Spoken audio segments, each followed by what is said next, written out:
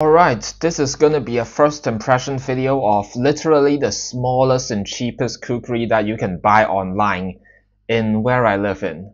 So I got this on AliExpress about 2 weeks ago or so, and the price of the item is only £3.47, which is that cheap because it was having a special price, and then the shipping was £1.05.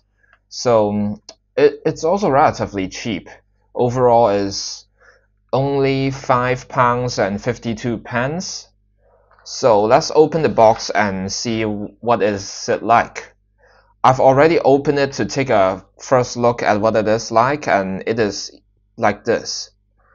Essentially, really small kukri. Here's the sheath, the knife itself, and let's see the size of it. I've got the ruler here. I'm not sure if you can see the markings from your area, your angle, but I can see it. The blade is 8 centimeters from the tip to the notch, the base of the notch here, and handle is 4.5 centimeters. That's 2.5 inches.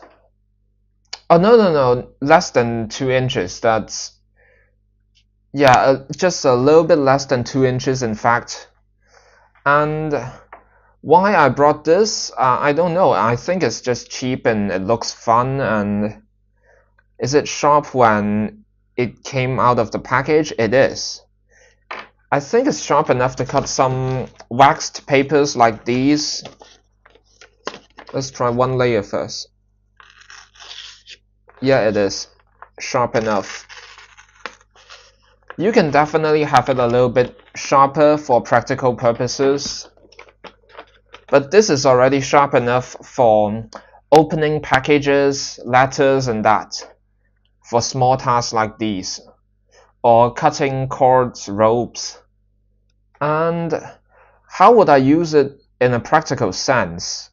First of all, you can either wear this on your belt as a belt knife, or you can wear this on your boot. Can you use this as a neck knife? I'd recommend not to do so, because the angle that it hangs like this, it can make it really difficult to draw it when it's hanging off your neck, except if you're having a really long chain attached to it that goes all the way to your belly button. Then that may make it much easier and much more convenient.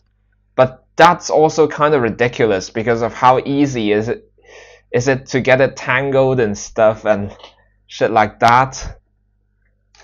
So you can also have this as a novelty item, considering that, as you can see, the patterns is what I call pseudo Damascus, because it's only printed on the surface of the blade to make it look a bit more fantasy, a bit more interesting, I'd say.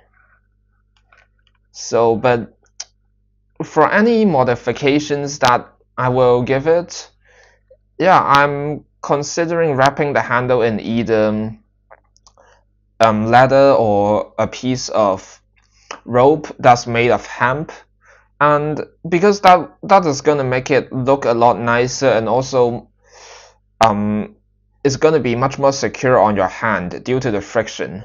The original handle is just made of 2 rivets and 2 slices of wood, and it's also really square. Hope you can better see it from this angle. It is square, but it's also a good thing because it helps you index and feel where the edge is, where the back is, especially for such a small handle. That's only for like practically 2 fingers for my medium hands. If you've got really large hands, then this 1 index finger and 1 thumb grip is probably the only one kind of grip that you can have. Yeah, but it will need some modifications to make it a bit more practical, a bit more functional in real life. So, and last but not least, there is one thing that I really want to tell you is that if you're not drawing this knife or like putting it in the sheath in the correct manner, then you are gonna cut the lines, the stitches on the leather, and it's gonna ruin the sheath in terms of how it looks. So this can practically teach you how to draw and sheath a kukri correctly. And that's pretty much all I have to say about this mini kukri, micro kukri, in terms of my first impression of it. Thank you for watching.